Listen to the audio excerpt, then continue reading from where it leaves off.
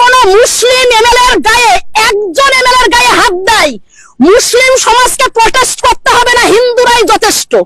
আর শুভেন্দু অধিকারী ভাবছে যে ও যেটা বলছে সেটা ঠিক, আর মানুষ যেটা বলছে সেটাও ঠিক, আর শাসক দল যেটা বলছে সেটা পুরোটাই ভুল। আমি পাবলিকের কথা এই কারণেই বলবো যে ভোট কে কাকে দেবে কি না দেবে, কাকে ইলেক্ট করবে, টোটালটাই কিন্তু পাবলিকের উপর ডিপেন্ড করে। এখানে কেউ কাকে কিন্তু ফোর্স করতে পারে না, প্রেসার করতে পারে না।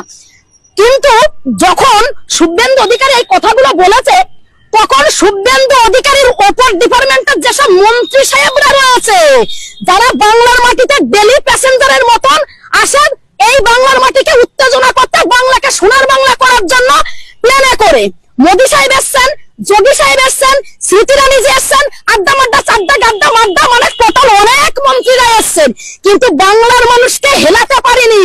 আরে বাঙালিকে মানে মানে কি বলবো, মিথ্যে কথা বলে, মিথ্যে প্রলাপ দেখিয়ে বাঙালিকে কখনো যেন না এই হাতের গ্রিপে করা যায় না।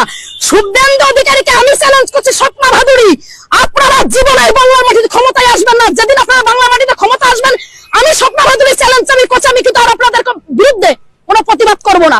আর যদি পারেন একটা এমএলএ কে গায়ে হাত দিয়ে দেখুন না, আপনাকে না হিন্দুরাই আপনাকে শায়েস্তা করে দেবে। এমন ডান্ডা তাড়া করবে না, তখন শুধু ভাববেন যে কেন যে এই বাজে কথা বললাম, আর কেন আমার প্রতি এই ধরনের ব্যবহার হচ্ছে। কারণ কি জানেন, আপনি হচ্ছে বাংলার গদ্দার। হ্যাঁ শুভেন্দু অধিকারী, আমি স্বপ্না ভাদুরী বলছি, আপনি বাংলার গদ্দার, আপনি বাংলার গদ্দার, আপনি বাংলার গদ্দার। শুভেন্দু অধিকারীর অ্যাকচুয়ালি মেন্টালিটি প্রবলেম। আমি মোদী সাহেবের কাছে এবং অমিত সাহেবের কাছে একান্তভাবে অনুরোধ করবো, একজন ভারতবাসী হিসাবে একটা মেন্টালিটি হসপিটাল, একটা অ্যাসাইলামের ব্যবস্থা করুন। আর আপনাদের শুভেন্দু অধিকারী বিরোধী দলনেতা যে বাংলার গদ্দার নামে পরিচিত, তাকে এডমিশন করে একটুখানি তাকে চিকিৎসা করার ব্যবস্থা করুন। आप सोशल मीडिया में काफी ज्यादा एक्टिव रहते हैं,